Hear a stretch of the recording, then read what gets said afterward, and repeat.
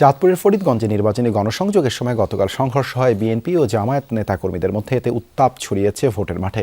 সবশেষ খবর জানাতে যুক্ত হচ্ছেন সহকর্মী ইব্রাহিম রনি। নির্বাচনী পরিবেশ নিয়ে ভোটাররা কি বলছেন?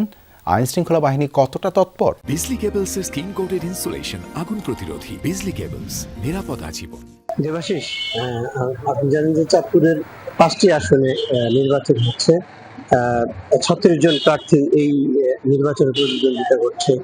চাঁদপুরের ফরিদগঞ্জে 8জন প্রার্থী প্রতিদ্বন্দ্বিতা করছেন। প্রধান প্রতিদ্বন্দ্বী হিসেবে ধরা হচ্ছে বিএনপি এবং বিএনপি বিদ্রোহী অর্থাৎ স্বতন্ত্র প্রার্থী চিংড়ি প্রতীকে যিনি নির্বাচন করছেন, আর জামায়াতে ইসলামী দাঁড়িপাল্লা প্রতীকে যিনি নির্বাচন করছেন। মূলত এই তিনজনই প্রতিদ্বন্দ্বী প্রার্থী হিসেবে ভোটের মাঠে মাঠ চষে বেড়াচ্ছেন, ভোটারদের দ্বারা দ্বারা যাচ্ছেন, ভোটারদেরকে নানান প্রতিশ্রুতি দিচ্ছেন।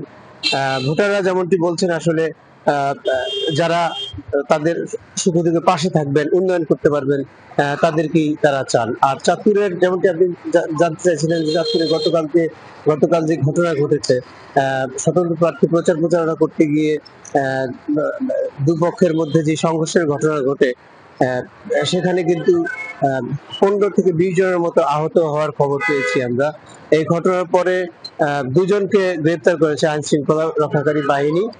পরবর্তীতে তাদেরকে মোবাইল কোর্টের মাধ্যমে 1 মাসের কারাদণ্ড দেওয়া হয়েছে। তো আমি কথা বলছিলাম চাঁদপুরের সহকারী রিটার্নিং অফিসারের সাথে। তিনি যেমনটি জানিয়েছেন যে এই আইন শৃঙ্খলা পরিস্থিতি যে কোনো মূল্যে নিয়ন্ত্রণ রাখা হবে। গতকাল রাতের এই ঘটনার পর থেকে কিন্তু সেখানে সেনা সদস্য সহ যৌথ বাহিনীর বাড়তি ফোর্স মোতায়েন করা হয়েছে।